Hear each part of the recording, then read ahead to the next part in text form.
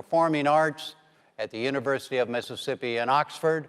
I'm Jim Lara of the NewsHour on PBS, and I welcome you to the first of the 2008 presidential debates between the Republican nominee, Senator John McCain of Arizona, and the Democratic nominee, Senator Barack Obama of Illinois. The Commission on Presidential Debates is the sponsor of this event and the 3 other presidential and vice presidential debates coming in October. Tonight's will primarily be about foreign policy and national security, which by definition includes the global financial crisis.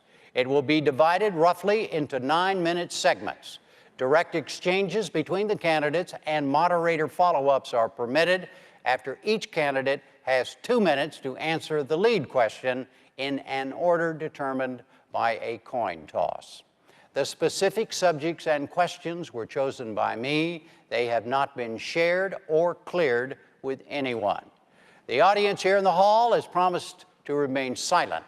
No cheers, no applause, no noise of any kind, except right now as we welcome Senators Obama and McCain.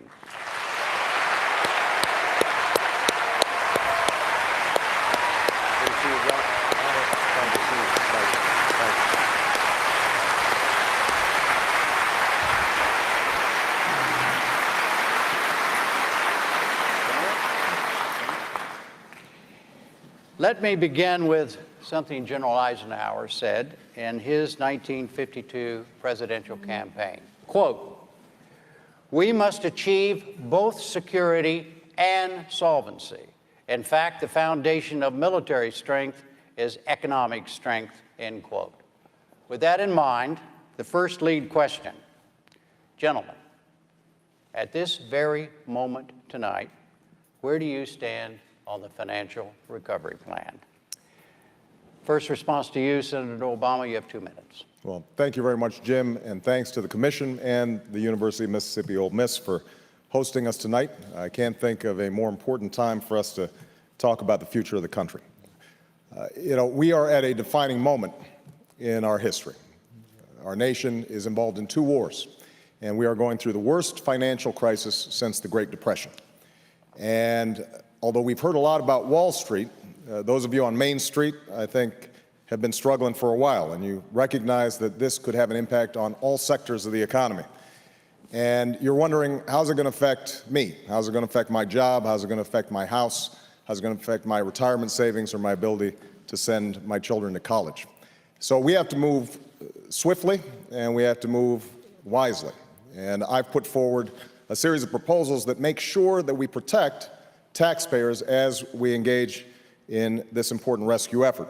Number 1, we've got to make sure that we've got oversight over this whole process. $700 billion potentially is a lot of money. Number 2, we've got to make sure that taxpayers, when they are putting their money at risk, have the possibility of getting that money back and gains if the market and when the market returns. Number 3, we've got to make sure that none of that money is going to pad CEO bank accounts or to promote golden parachutes. And number 4, we've got to make sure that we're helping homeowners, because the root problem here has to do with the foreclosures that are taking place all across the country. Now, we also have to recognize that this is a final verdict on 8 years of failed economic policies promoted by George Bush, supported by Senator McCain. A theory that basically says that we can shred regulations and consumer protections and give more and more to the most, and somehow prosperity will trickle down. It hasn't worked. And I think that the fundamentals of the economy have to be measured by whether or not the middle class is getting a fair shake. That's why I'm running for president. And that's what I hope we're going to be talking about tonight. Senator McCain, 2 minutes. Well, thank you, Jim, and thanks to everybody. And I do have a sad note tonight. Senator Kennedy is in the hospital.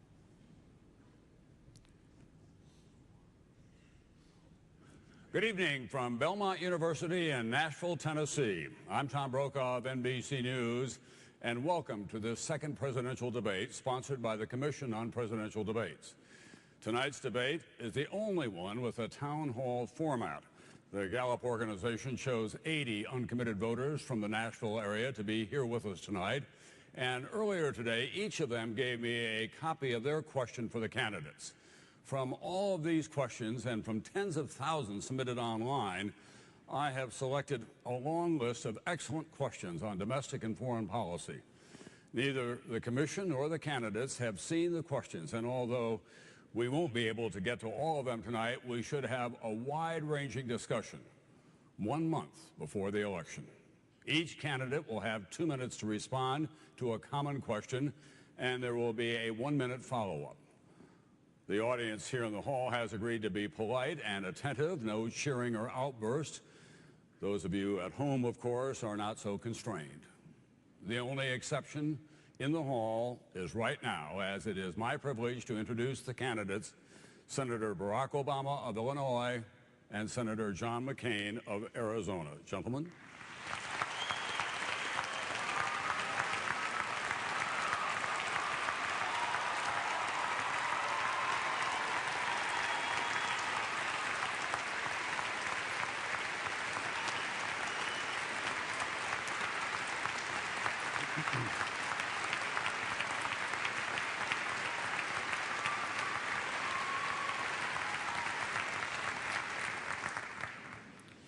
Gentlemen, we want to get underway immediately if we can. Since you last met at Ole Miss 12 days ago, the world has changed a great deal, and not for the better.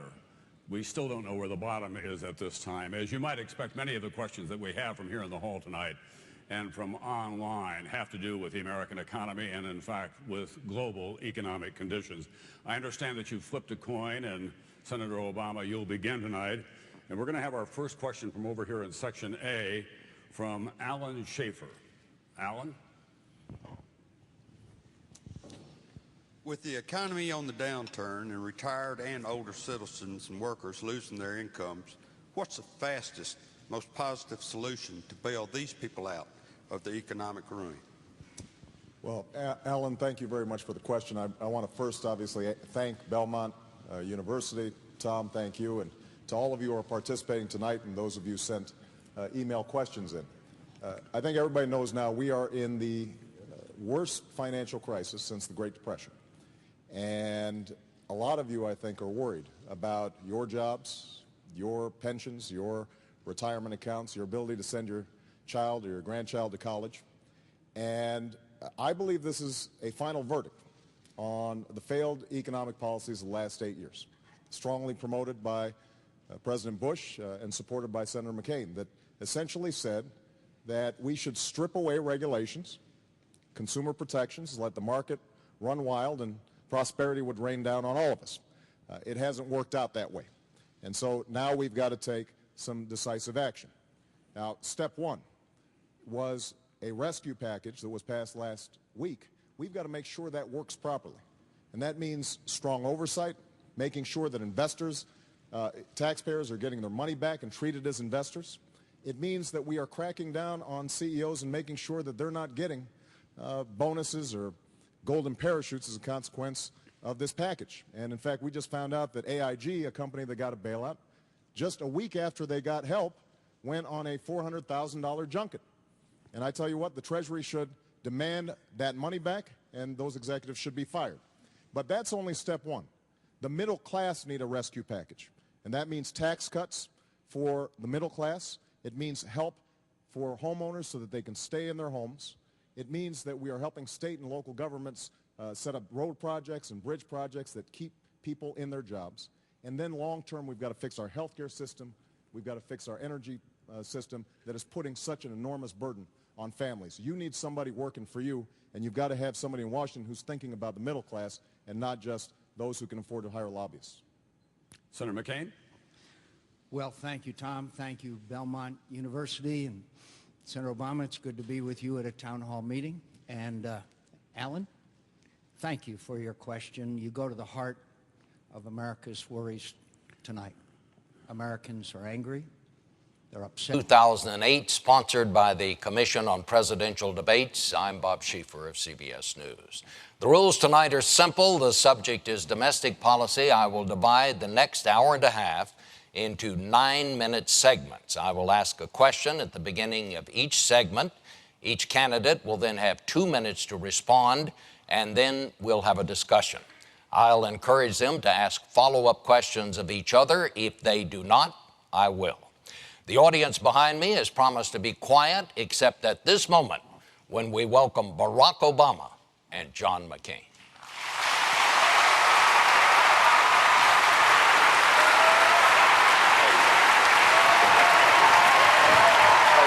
How are you? I'm doing great. Thank you so much.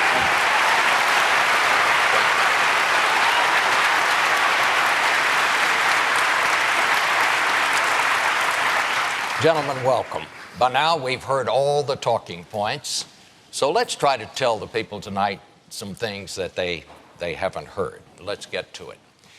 Another very bad day on Wall Street, as both of you know.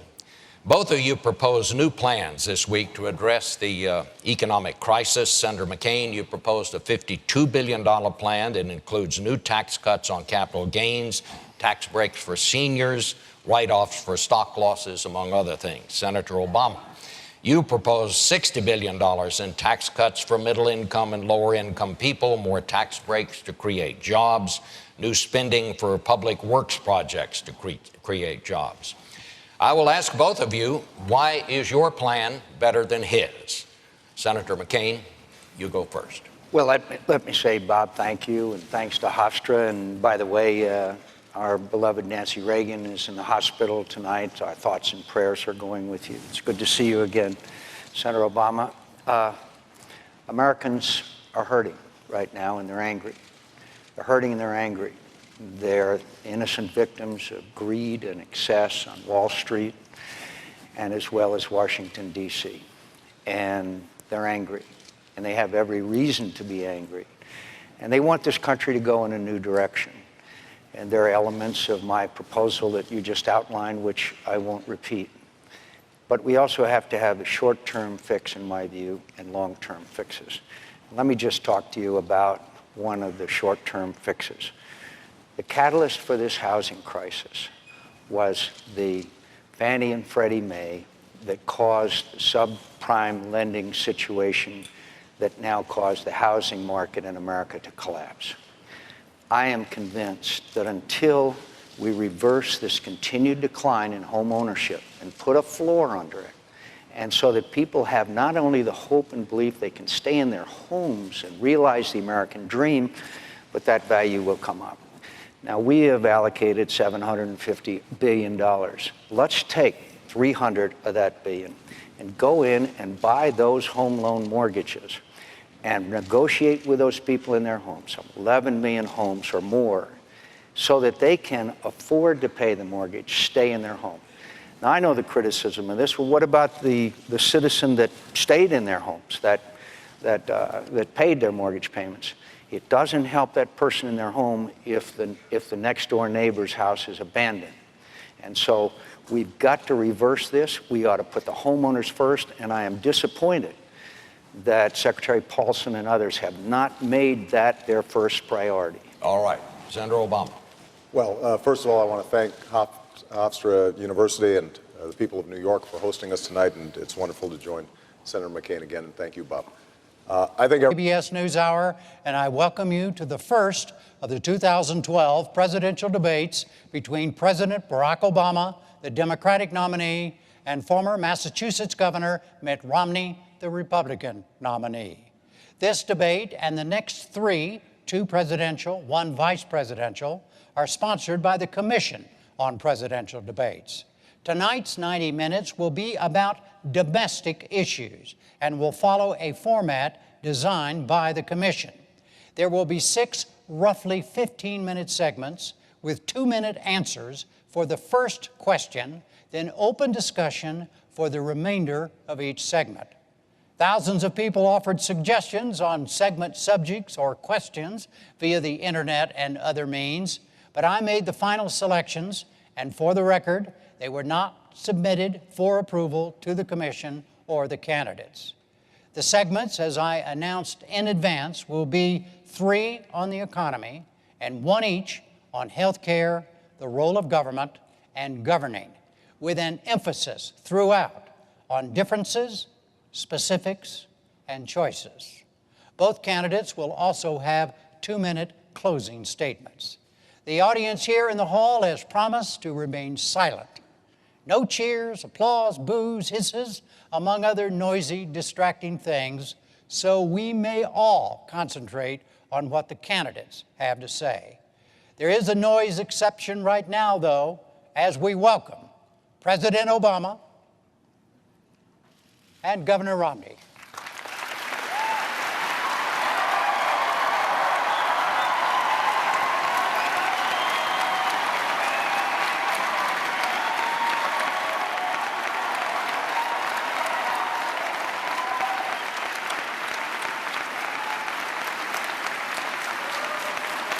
Jim.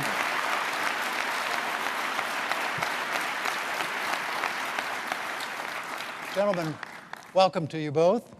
Let's start the economy, segment one, and let's begin with jobs. What are the major differences between the two of you about how you would go about creating new jobs? You have 2 minutes. Each of you have 2 minutes to start. A coin toss is determined. Mr. President, you go first. Well, thank you very much, Jim, for this opportunity. I want to thank Governor Romney and the University of Denver for your hospitality. There are a lot of points I want to make tonight, but the most important one is that 20 years ago I became the luckiest man on earth because Michelle Obama agreed to marry me. And so I just want to wish, sweetie, you happy anniversary and let you know that a year from now we will not be celebrating it in front of 40 million people. 4 years ago, we went through the worst financial crisis since the Great Depression.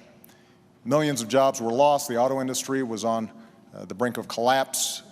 The financial system had frozen up. And because of the resilience and the determination of the American people, we've begun to fight our way back. Over the last 30 months, we've seen 5 million jobs in the private sector created. The auto industry has come roaring back, and housing has begun to rise. But we all know that we've still got a lot of work to do. And so the question here tonight is not where we've been, but where we're going.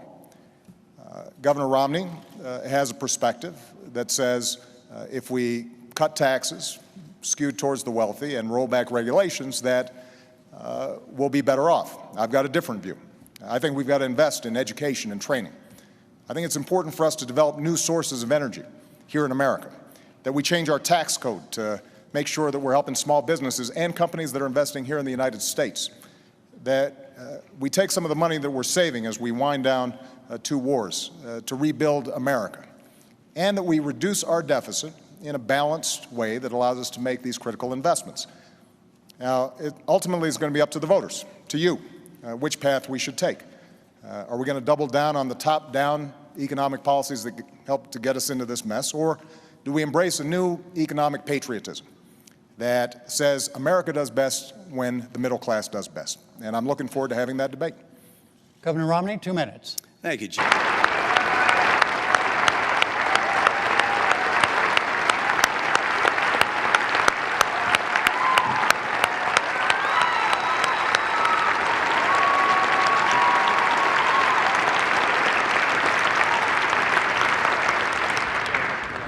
Gentlemen, thank you both for joining us here tonight. We have a lot of folks who have been waiting all day to talk to you, so I want to get right to it. Governor Romney, as you know, you won the coin toss, so the first question will go to you. And I want to turn to a first-time voter, Jeremy Epstein, who has a question for you. Mr. President, Governor Romney, as a 20-year-old college student, all I hear from professors, neighbors, and others is that when I graduate, I will have little chance to get employment. What can you say to reassure me, but more importantly, my parents, that I will be able to sufficiently support myself after I graduate? Thank you, Jeremy. I appreciate your question, and thank you for being here this evening, and to all of those from Nassau County here that have come, thank you for your time. Thank you to Hofstra University and to Candy Crowley for organizing and leading this event. Thank you, Mr. President, also for being part of this debate. Your question is one that's being asked by college kids all over this country. I was in Pennsylvania with someone who just graduated. This was in Philadelphia, and she said, I've got my degree, I can't find a job. I've got 3 part-time jobs. They're just barely enough to pay for my food and pay for an apartment. I can't begin to pay back my student loans. So what we have to do is two things. We have to make sure that we make it easier for kids to afford college, and also make sure that when they get out of college, there's a job. When I was governor of Massachusetts, to get a high school degree, you had to pass an exam. If you graduated in the top quarter of your class, we gave you a John and Abigail Adams Scholarship, 4 years tuition free to the college of your choice in Massachusetts. It's a public institution. I want to make sure we keep our Pell Grant program growing. We're also going to have our loan program so that people are able to afford school. But the key thing is to make sure you can get a job when you get out of school. And what's happened over the last 4 years has been very, very hard for America's young people. I want you to be able to get a job. I know what it takes to get this economy going. With half of college kids graduating this year without a job and without a college level job, that's just unacceptable. And likewise, you've got more and more debt on your back. So more debt and less jobs. I'm going to change that. I know what it takes to create good jobs again. I know what it takes to make sure that you have the kind of opportunity you deserve. And kids across this country are going to recognize we're bringing back an economy. It's not going to be like the last 4 years. The middle class has been crushed over the last 4 years, and jobs have been too scarce. I know what it takes to bring them back, and I'm going to do that and make sure when you graduate. When do you graduate? 2014. When you come out in 2014, I presume I'm going to be president. I'm going to make sure you get a job. Thanks, Jeremy. Yeah, you bet. Mr. President. Jeremy, first of all, your future is bright. And the fact Good evening from the campus of Lynn University here in Boca Raton, Florida. This is the fourth and last debate of the 2012 campaign, brought to you by the Commission on Presidential Debates. This one's on foreign policy. I'm Bob Schieffer of CBS News. The questions are mine, and I have not shared them with the candidates or their aides. The audience has taken a vow of silence, no applause, no reaction of any kind, except right now, when we welcome President Barack Obama and Governor Mitt Romney.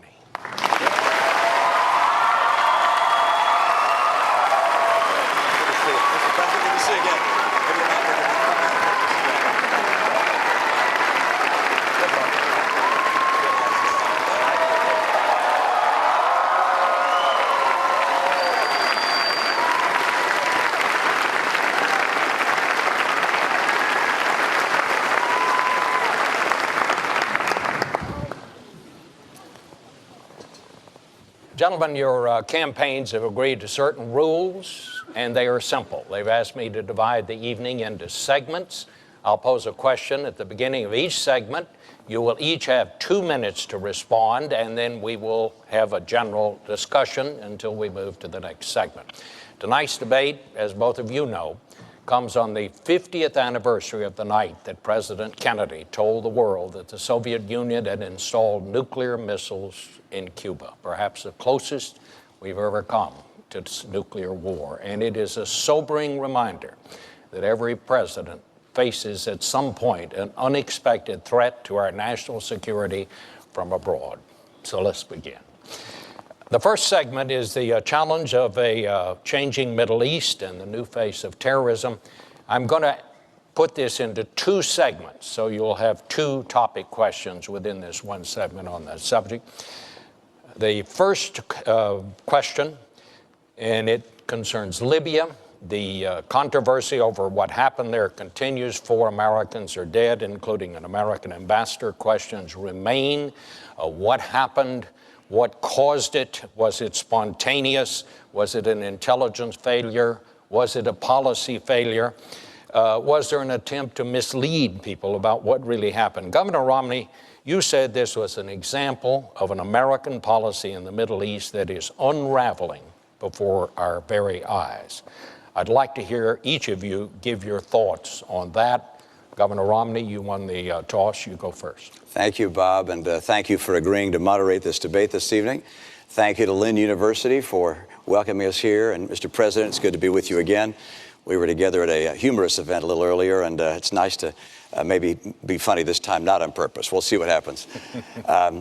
This is obviously an area of great concern to the entire world and to America in particular, which is to see a complete change in the structure and the environment in the Middle East. With the Arab Spring came a great deal of hope that there would be a change towards more moderation, an opportunity for greater participation on the part of women in public life and in economic life in the Middle East. But instead, we've seen in nation after nation a number of disturbing events. Of course, we see in Syria 30,000 civilians having been killed by the military there. We see in Libya an attack apparently by, well, I think we know now, by terrorists of some kind against our people there. 4 people dead. Our hearts and minds go to them. Mali has been taken over, the northern part of Mali, by al-Qaeda type individuals. We have in Egypt a Muslim Brotherhood president. And so what we're seeing is a pretty dramatic reversal in the kind of hopes we had for that region. And of course, the greatest threat of all is Iran, 4 years closer to a nuclear weapon. And we're going to have to recognize that we have to do as the president's done. I congratulate him on taking out Osama bin Laden and going after the leadership in al-Qaeda. But we can't kill our way out of this mess. We're going to have to put in place a very comprehensive and robust strategy to help the world of Islam and other parts of the world reject this radical, violent extremism, which it's certainly not on the run. It's certainly not hiding. This is a group that is now involved in 10 or 12 countries, and it presents an enormous threat to our friends, to the world, to America long term, and we must have a comprehensive strategy to help reject this kind of extremism. Mr. President. Well, my first job as Commander-in-Chief, Bob, is to keep the American people safe. Good evening from Hofstra University in Hempstead, New York. I'm Lester Holt, anchor of NBC Nightly News. I want to welcome you to the first presidential debate. The participants tonight are Donald Trump and Hillary Clinton. This debate is sponsored by the Commission on Presidential Debates, a nonpartisan, nonprofit organization. The commission drafted tonight's format, and the rules have been agreed to by the campaigns. The 90-minute debate is divided into 6 segments, each 50 minutes long. We'll explore 3 topic areas tonight: achieving prosperity, America's direction, and securing America. At the start of each segment, I will ask the same lead-off question to both candidates, and they will each have up to 2 minutes to respond. From that point until the end of the segment, we'll have an open discussion. The questions are mine and have not been shared with the commission or the campaigns. The audience here in the room has agreed to remain silent so that we can focus on what the candidates are saying. I will invite you to applaud, however, at this moment as we welcome the candidates. Democratic nominee for President of the United States, Hillary Clinton, and Republican nominee for President of the United States, Donald J. Trump.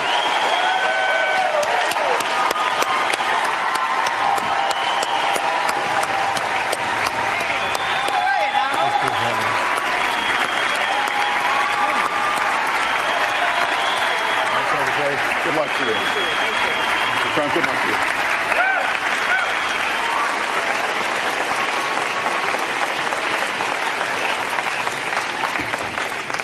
Well, I don't expect us to cover all the issues of this campaign tonight, but I remind everyone there are 2 more presidential debates scheduled. We are going to focus on many of the issues that voters tell us are most important, and we're going to press for specifics. I am honored to have this role, but this evening belongs to the candidates and just as important to the American people. Candidates, we look forward to hearing you articulate your policies and your positions, as well as your visions and your values. So, let's begin. We're calling this opening segment Achieving Prosperity, and central to that is jobs. There are 2 economic realities in America today. There's been a record 6 straight years of job growth, and new census numbers show incomes have increased at a record rate after years of stagnation. However, income inequality remains significant, and nearly half of Americans are living paycheck to paycheck. Beginning with you, Secretary Clinton, why are you a better choice than your opponent to create the kinds of jobs that will put more money into the pockets of American workers? Well, thank you, Lester, and thanks to Hofstra for hosting us. The central question in this election is really what kind of country we want to be and what kind of future we'll build together. Today is my granddaughter's 2nd birthday, so I think about this a lot. First, we have to build an economy that works for everyone, not just those at the top. That means we need new jobs, good jobs, with rising incomes. I want us to invest in you. I want us to invest in your future.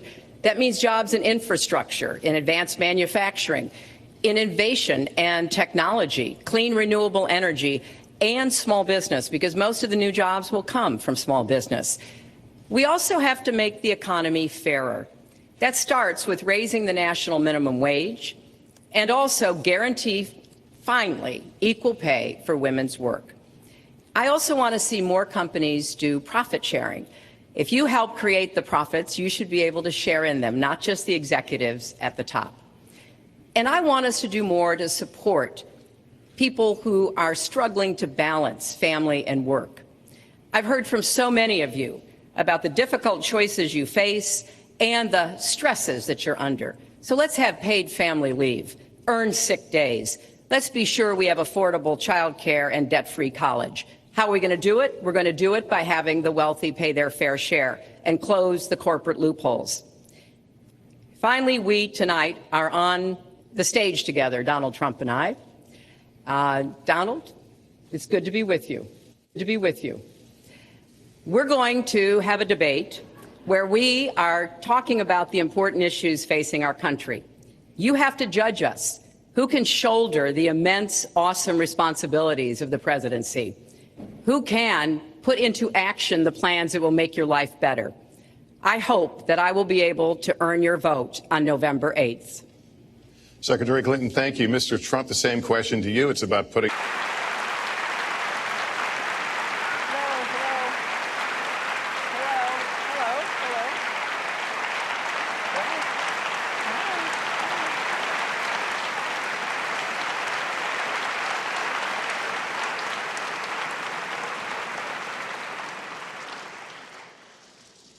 Thank you very much for being here. We're going to begin with a question from one of the members in our town hall. Each of you will have 2 minutes to respond to this question. Secretary Clinton, you won the coin toss, so you'll go first. Our first question comes from Patrice Brock. Patrice? Thank you and good evening. The last presidential debate could have been rated as MA, mature audiences, per TV parental guidelines. Knowing that educators assign viewing the presidential debates as students' homework, do you feel you are modeling appropriate and positive behavior for today's youth? Well, thank you. Are you a teacher? Yes, I think that that's a very good question, because I've heard from lots of teachers and parents about some of their concerns about some of the things that are being said and done in this campaign. And I think it is very important for us to make clear to our children that our country really is great because we're good. And we are going to respect one another, lift each other up. We are going to be looking for ways to celebrate our diversity. And we are going to try to reach out to every boy and girl, as well as every adult, to bring them in to working on behalf of our country. I have a very positive and optimistic view about what we can do together. That's why the slogan of my campaign is Stronger Together. Because I think if we work together, if we overcome the divisiveness that sometimes sets Americans against one another, and instead we make some big goals, and I've set forth some big goals, getting the economy to work for everyone, not just those at the top, making sure that we have the best education system from preschool through college and making it affordable, and so much else. If we set those goals and we go together to try to achieve them, there's nothing, in my opinion, that America can't do. So that's why I hope that we will come together in this campaign. Obviously, I'm hoping to earn your vote. I'm hoping to be elected in November. And I can promise you, I will work with every American. I want to be the president for all Americans, regardless of your political beliefs, where you come from, what you look like, your religion. I want us to heal our country and bring it together, because that's, I think, the best way for us to get the future that our children and our grandchildren deserve. Secretary Clinton, thank you. Mr. Trump, you have 2 minutes. Well, Secretary Clinton, Mr. Trump, welcome. Let's get right to it. The first topic is the Supreme Court. You both talked briefly about the court in the last debate, but I want to drill down on this because the next president will almost certainly have at least one appointment and likely or possibly 2 or 3 appointments, which means that you will, in effect, determine the balance of the court for what could be the next quarter century. First of all, where do you want to see the court take the country? And secondly, what's your view on how the Constitution should be interpreted? Do the founders' words mean what they say, or is it a living document to be applied flexibly according to changing circumstances? In this segment, Secretary Clinton, you go first. You have 2 minutes. Thank you very much, Chris, and thanks to UNLV for hosting us. You know, I think when we talk about the Supreme Court, it really raises the central issue in this election, namely, what kind of country are we going to be? What kind of opportunities will we provide for our citizens? What kind of rights will Americans have? And I feel strongly that the Supreme Court needs to stand on the side of the American people, not on the side of the powerful corporations and the wealthy. For me, that means that we need a Supreme Court that will stand up on behalf of women's rights, on behalf of the rights of the LGBT community, that will stand up and say no to Citizens United, a decision that has undermined the election system in our country because of the way it permits dark, unaccountable money to come into our electoral system. I have major disagreements with my opponent about these issues and others that will be before the Supreme Court. But I feel that at this point in our country's history, it is important that we not reverse marriage equality, that we not reverse Roe v. Wade, that we stand up against Citizens United, we stand up for the rights of people in the workplace, that we stand up and basically say the Supreme Court should represent all of us. That's how I see the court, and the kind of people that I would be looking to nominate to the court would be in the great tradition of standing up to the powerful, standing up on behalf of our rights as Americans. And I look forward to having that opportunity. I would hope that the Senate would do its job and confirm the nominee that President Obama has sent to them. That's the way the Constitution fundamentally should operate. The President nominates, and then the Senate advises and consents, or not, but they go forward with the process. Secretary Clinton, thank you. Mr. Trump, same question. Where do you want to? Good evening from the Health Education campus of Case Western Reserve University and the Cleveland Clinic. I'm Chris Wallace of Fox News, and I welcome you to the first of the 2020 presidential debates between President Donald J. Trump and former Vice President Joe Biden. This debate is sponsored by the Commission on Presidential Debates. The commission has designed the format, 6 roughly 15-minute segments with 2-minute answers from each candidate to the first question, then open discussion for the rest of each segment. Both campaigns have agreed to these rules. For the record, I decided the topics and the questions in each topic. I can assure you, none of the questions has been shared with the commission or the 2 candidates. This debate is being conducted under health and safety protocols designed by the Cleveland Clinic, which is serving as the health security advisor to the commission for all 4 debates. As a precaution, both campaigns have agreed the candidates will not shake hands at the beginning of tonight's debate. The audience here in the hall has promised to remain silent. No cheers, no boos or other interruptions, so we, and more importantly you, can focus on what the candidates have to say. No noise except right now, as we welcome the Republican nominee, President Trump, and the Democratic nominee, Vice President Biden.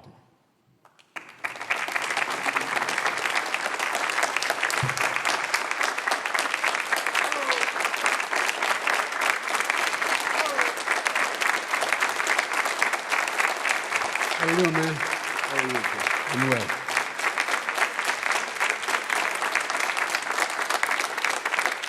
Gentlemen, a lot of people have been waiting for this night, so let's get going. Our first subject is the Supreme Court.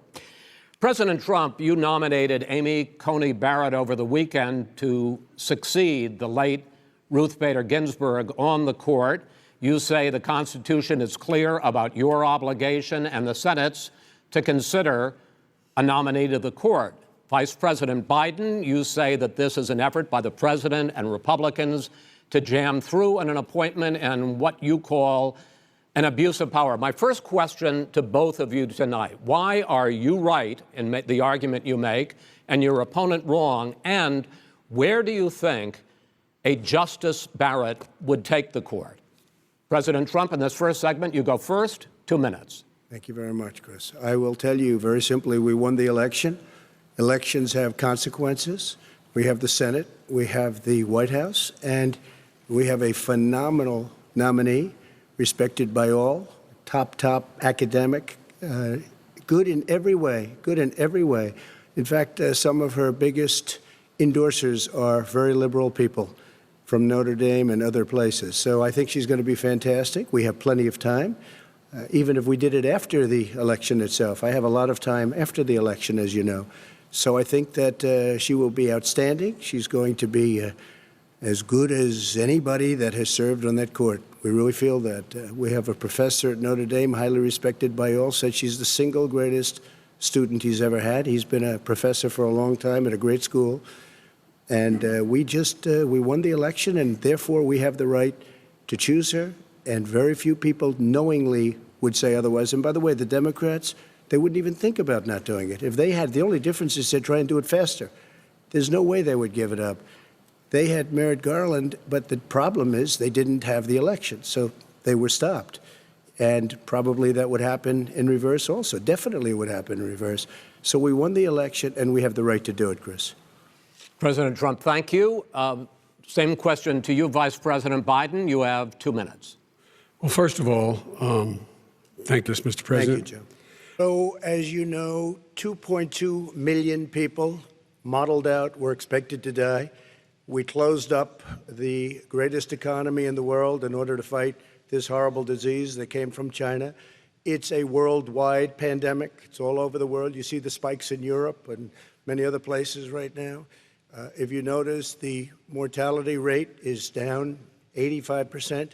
The excess mortality rate is way down and much lower than almost any other country. And we're fighting it, and we're fighting it hard. There is a spike. There was a spike in Florida, and it's now gone. There was a very big spike in Texas. It's now gone. There was a very big spike in Arizona.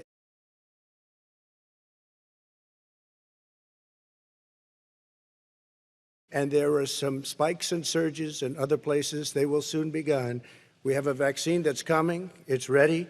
It's going to be announced within weeks, and it's going to be delivered. We have Operation Warp Speed, which is the military is going to distribute the vaccine. I can tell you from personal experience that I was in the hospital. I had it, and I got better. And I will tell you that I had something that they gave me, a therapeutic, I guess they would call it. Some people could say it was a cure. But I was in for a short period of time, and I got better very fast, or I wouldn't be here tonight.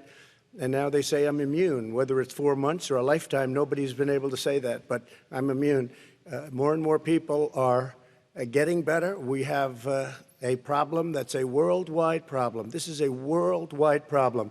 But I've been congratulated by the heads of many countries on what we've been able to do. If you take a look at what we've done in terms of goggles and masks and gowns and everything else, and in particular ventilators. We're now making ventilators all over the world, thousands and thousands a month, distributing them all over the world. It will go away, and as I say, we're rounding the turn, we're rounding the corner. It's going away. Okay, former Vice President Biden, to you, how would you lead the country out of this? Inflation has slowed, but prices remain high. Since you took office, the price of essentials has increased. For example, a basket of groceries that cost $100 then now costs more than $120. And typical home prices have jumped more than 30%. What do you say to voters who feel they are worse off under your presidency than they were under President Trump? We got to take a look at what I was left when I became president and what Mr. Trump left me. We had an economy that was in free fall. The pandemic was so badly handled. Many people were dying. All he said was, it's not that serious. Just inject a little bleach into your arm. You'll be all right. The economy collapsed. There were no jobs. Unemployment rate rose to 15%. It was terrible. And so what we had to do is try to put things back together again. And that's exactly what we began to do. We created 15,000 new jobs. We brought on the position where we have 800,000 new manufacturing jobs. But there's more to be done. There's more to be done. Working class people are still in trouble. I come from Scranton, Pennsylvania. I come of a household where the kitchen table, if the things weren't able to be met during the month, it was a problem. Price of eggs, the price of gas, the price of housing, the price of a whole range of things. That's why I'm working so hard to make sure I deal with those problems. And we're going to make sure that we reduce the price of housing. We're going to make sure we build 2 million new units. We're going to make sure we cap rents so corporate greed can't take over. The combination, what I was left with in corporate greed, is the reason why we're in this problem right now. In addition to that, we're in a situation where if you take a look at all that was done in his administration, he didn't do much at all. By the time he left, things were in chaos, literally chaos. And so we put things back together. We created, I said, those jobs. We make sure we had a situation where we brought down the price of prescription drugs, which is a major issue for many people, to $15 for an insulin shot as opposed to $400. No senior has to pay more than $200 for any drug, all the drugs they can include beginning next year. And the situation is and we're going to make that available to everybody, to all Americans. So we're working to bring down the price around the kitchen table, and that's what we're going to get done. Thank you. President Trump? Donald Trump.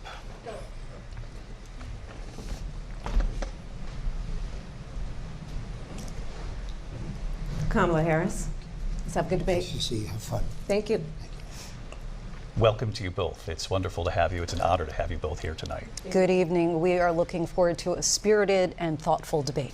So let's get started. I want to begin tonight with the issue that voters repeatedly say is their #1 issue, and that is the economy and the cost of living in this country. Vice President Harris, you and President Trump were elected 4 years ago, and your opponent on the stage here tonight often asks his supporters, are you better off than you were 4 years ago? When it comes to the economy, do you believe Americans are better off than they were 4 years ago? So I was raised as a middle-class kid. And I am actually the only person on this stage who has a plan that is about lifting up the middle class and working people of America. I believe in the ambition, the aspirations, the dreams of the American people. And that is why I imagine and have actually a plan to build what I call an opportunity economy. Because here's the thing. We know that we have a shortage of homes and housing. And the cost of housing is too expensive for far too many people.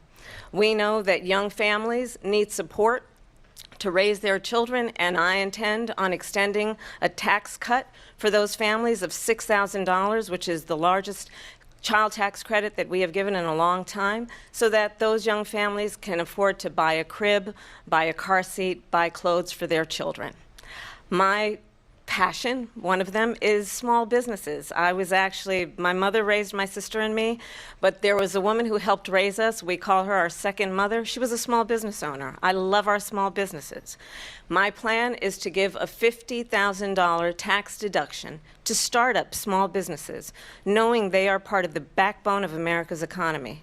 My opponent, on the other hand, his plan is to do what he has done before, which is to provide a tax cut for billionaires and big corporations, which will result in $5 trillion to America's deficit.